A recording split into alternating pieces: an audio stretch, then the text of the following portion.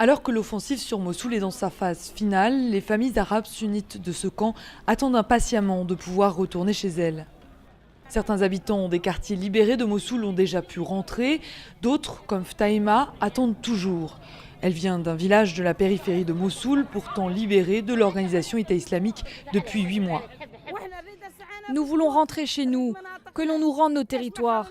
Pourquoi ils ne nous laissent pas partir ? Nos fils tentent d'accéder à nos maisons et les autorités les renvoient. Pour rentrer, les familles déplacées ont besoin d'une autorisation officielle.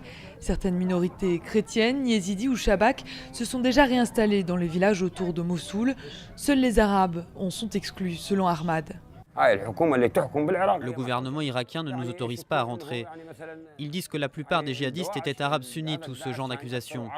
À l'arrivée de Daesh, on ne nous a pas laissé entrer au Kurdistan irakien. Nous, arabes sunnites, avons dû rester avec l'État islamique. Ici, beaucoup se réjouissent de la libération de leur quartier, mais craignent aussi les forces libératrices à majorité chiite. Cet homme a vu son cousin être arrêté par les forces irakiennes en mars. Il n'a plus aucune nouvelle de lui depuis. Bien sûr que j'ai peur.